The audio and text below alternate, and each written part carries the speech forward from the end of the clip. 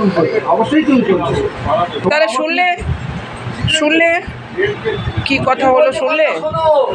ব্যাপারটা শোনো বাবু, সব আমাদের পোস্টিং হয়ে যাবে অন্য জায়গায়। তুমি তোমার অধিকার মতোকে শাসন করো। তুমি ছোট ছোট বড় ভাই শাসন করতে পারে, অবশ্যই তুমি বড় ভাই, তো তুমি শাসন করতে পারবে, তোমাকে অধিকার দেওয়া হচ্ছে।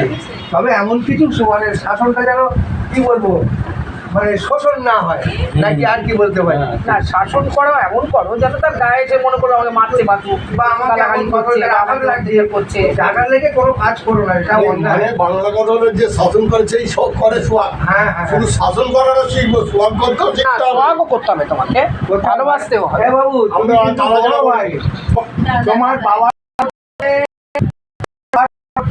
তোমাকে কিন্তু সমস্ত লোক বলবে তোমার ভাই ভালো, অমুকের ভাইটা কিন্তু এই ডাক্তার হয়েছে, ভাই ভালো ছিল, বা চিকিৎসা করেছে ছেলেটাকে ভালো করে আবার তুলেছে। তুমি যদি মানে কেউ যদি খারাপ কিছু করে তোমাকেই বলবে যে ওর ভাইটা খারাপ, ইয়াকুবের ভাইটা বদমায়েশ, তখন তোমার বাপটার নাম আসবে না।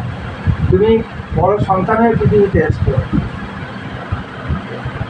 আর আমরা কিছু বলবো না বাবু, বৌমাটাকে নিয়ে যাও, সুবিধা অসুবিধা তোমরা সবাই মিলে দেখবে। কারণ ও বলে দিয়েছি আপনাকে, কি বললাম শুনেছেন তো?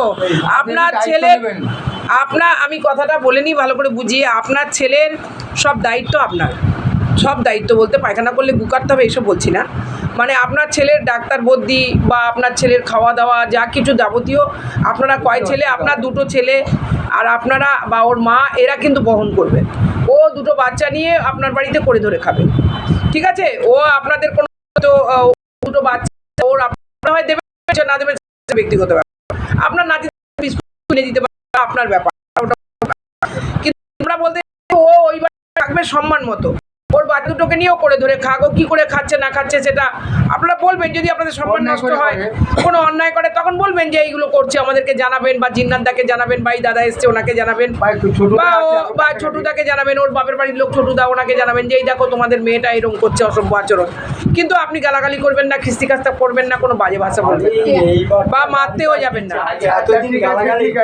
যাই হোক, এবারে শুনুন আমার কথাটা, দেবেন না কিন্তু আপনি এই বাচ্চাটার, আপনার নিজের ছেলে পাগল হয়ে গেছে কদিনে, 2 বছর হলো, তার যা খরচ খরচা মেয়েটা চালাচ্ছে কষ্ট করে, ও আর পাচ্ছে না, ওর বাপের বাড়ির লোকেরা, ওর বাপও নেই, মেয়েটার বাপ ছিল দিয়েছে, আর ভাইরা বোনেরা কতদিন দেখবে, কেউ আর দেখতে পাচ্ছে না। আপনার ছেলেকে আপনাকে সুস্থ করতে হবে।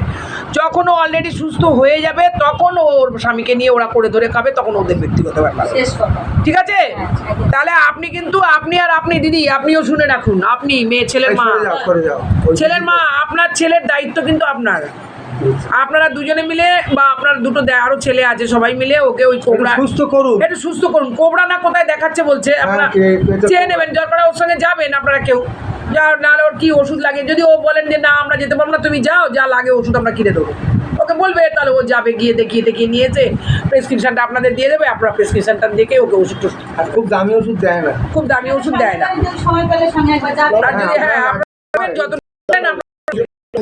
ওই কথা, তাহলে ওইভাবে আমি করলাম, আর লিখিত একটা হবে, ওই লিখে আপনার সই করবেন, সাইন করে মেয়েটাকে ছেলেটাকে, তাহলে তুমি এতে খুশি মা? আর কিছু বলার আছে? বলো। বাড়িতে গিয়ে থাকবো, আমাকে কেউ কিছু বলা যাবে না, এরকম হবে কিন্তু। আর কেউ কিছু বলবে না, আমরা বলে দিয়েছি সবাইকে। এমন অন্যায় করে না, এমন কিছু আর তোমার স্বামীকে বলো না যেটা ওদের গায়ে লাগো, পাগল বলে এমন কোনো বলো না। তুমি ঝাঁটার বাড়ি মারবে, লাঠির বাড়ি মারবে, ঝাঁটার বাড়ি মারবে না, করবে না, এসব করলে ওদের গায়ে লাগবে, ওরকম করবে না। ঝাঁটার বাড়ি, জুতোর বাড়ি, এর বাড়ি ওইসব মারলে হবে না, না ওইসব করবে না।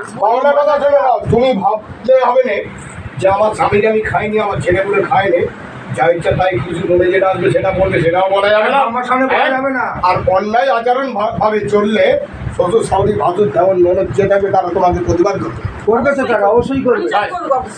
মনে থাকে যেন কথাটা এইভাবে, তাহলে আমরা মীমাংসা সারলাম। ওকে কথা বলবে না যেটা ওনার ভাই বা ওনার বাবা